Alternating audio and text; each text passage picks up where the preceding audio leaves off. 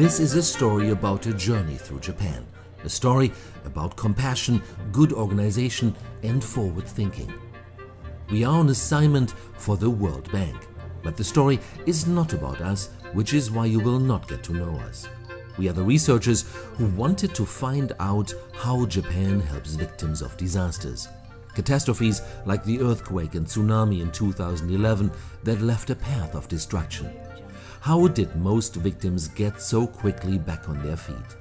We met remarkable people, those who suddenly lost their homes, jobs, and loved ones, and those who organized the help, and those who prepare for future disasters. This is their story.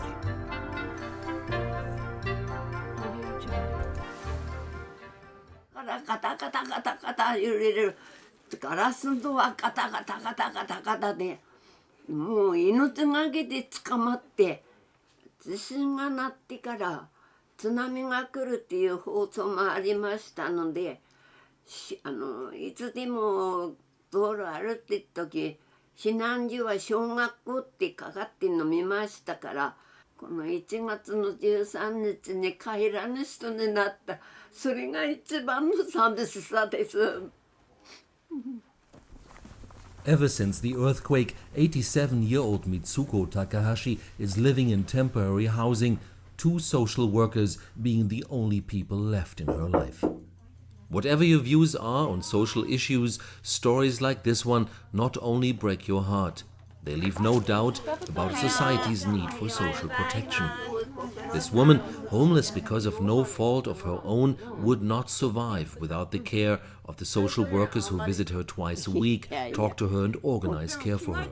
And Japan has tens of thousands who found themselves in similar situations, their lives turned upside down in an instant by earthquake, tsunami or nuclear disaster, old and young people, singles and families. Social protection for disaster victims in Japan or anywhere else is not a simple black and white issue. Some people lose their jobs, others need to rebuild their houses, others fall into depression. Those who are already vulnerable, who are old or sick, will be hit harder than double income earners. We visited the town of Shinchi that made national news because of its swift recovery. Riding in this taxi, listening to the cab driver's favorite classic radio station, we noticed many buildings shown on the navigation device were gone. Something nobody had expected.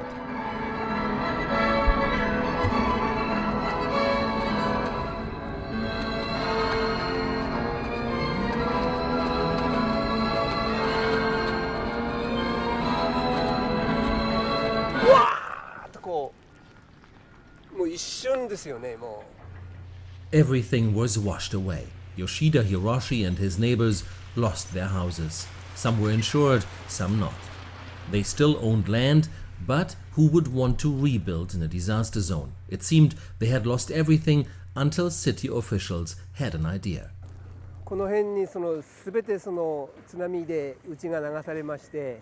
The city decided to label this area a danger zone and ban future construction here. In turn, our land was purchased by the city.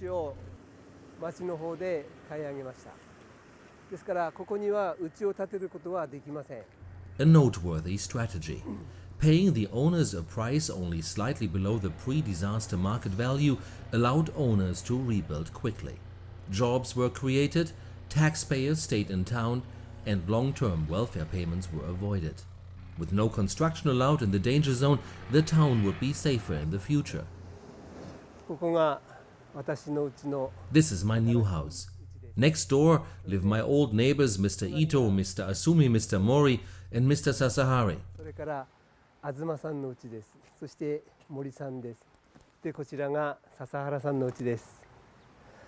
Azuma-san! Sasahara-san!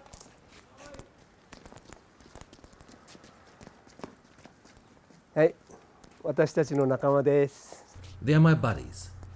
The neighborhood rebuilt together, creating a familiar social environment and keeping the spirits high in times of uncertainty.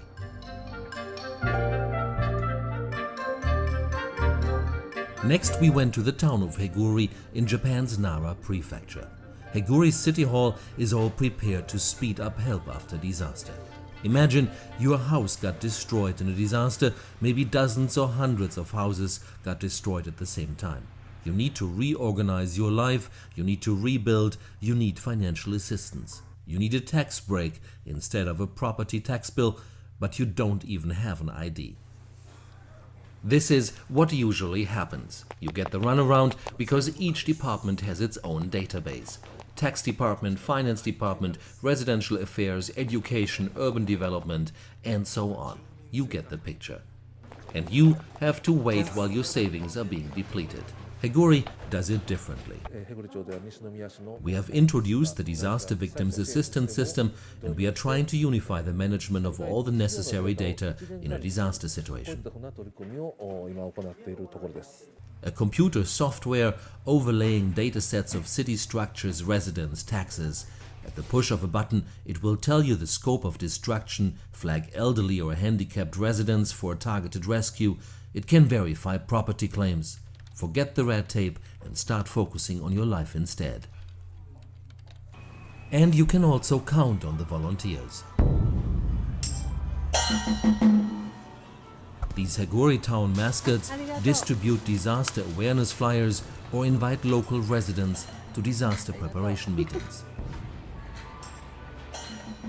The two sisters, Yuki and Yuka, are part of Japan's massive movement of volunteers, ready to chip in after disaster and ready to come up with new ideas to prepare people for disasters. これは防災かまどベンチと言います。普段はあちらのように This is a bench-styled oven for use in times of disaster. Normally, you can use it as a regular bench.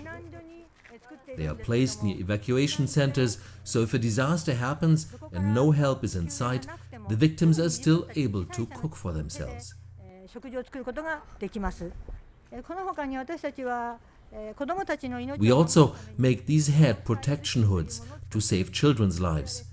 When an earthquake happens, it protects your head, but under normal circumstances, you can use it as a cushion on your school chair. Japan's ability to mobilize volunteers is one of the strongest social protection measures in the immediate aftermath of a disaster.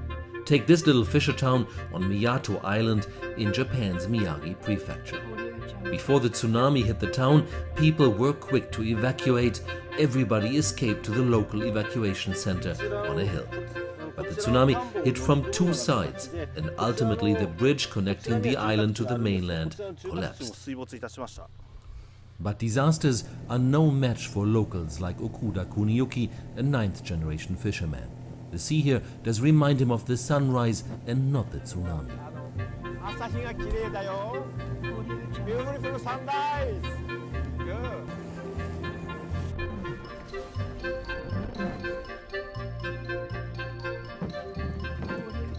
After the town was destroyed, the island cut off, he improvised a feeding station for his town, the sea providing the ingredients. First, he fed the locals, then he fed the volunteers who came from all over Japan to help rebuild.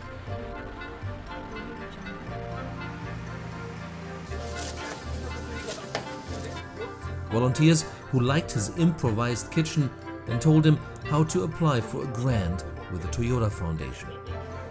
The kitchen became a non-profit organization, and the little restaurant is employing local women and famous for its crabs. A symbol for the resilience of the locals.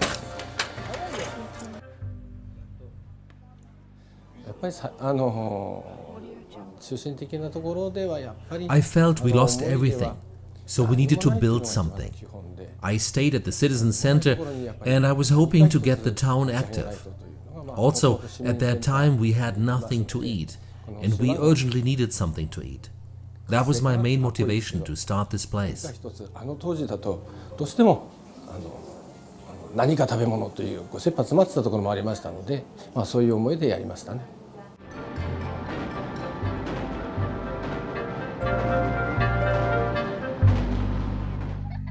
In post-tsunami Japan, there are many stories of individuals who made a difference. For example, Yoshinobu Murakami, a single father of 2 from Sendai. First, his son was diagnosed with leukemia, then he lost his income. When the earthquake and tsunami hit Japan, his job prospects were gone. Financial help was not within easy reach. 端的に答えるのはものすごく難しいんですけれども、まず日本国内だと If children need to be hospitalized in Japan, the parents have to be with them 24 hours a day, which forces them to quit their jobs. In this situation, they can apply for public assistance. However, it is hard for single fathers to get accepted. In Japan, single fathers raising a child and accompanying children in a hospital is unusual. In many cases, applications for financial help are not accepted. If you have no voice, you need to organize one. Yoshinobu Murakami has become an activist for the cause of single fathers. Social protection also means you have to challenge traditional assumptions. Because what is a family that deserves help supposed to look like? Traveling through post-tsunami Japan, we noticed one phenomenon. Japan does not resign in the face of disasters, it puts a premium on a positive mindset, creating opportunity and outlook instead of giving assistance without perspective. The people in this temporary housing complex do not only receive regular mail service, they also receive regular visits by social workers to make sure they don't fall into depression. Tokyo Kurokawa gave up his job to look for his wife, who vanished forever in the tsunami. At the beginning, when I lived here, volunteers came to bring things and hold various events to cheer us up. I was grateful. I'm delighted to be Japanese. But the first year, I had a negative mindset. But then I became a board member here and my mood improved, little by little. Tokyo Kurokawa's improving mood is no accident. Because the social workers discuss cases like his own, they document it, they try to come up with solutions, they give you a perspective and create a routine.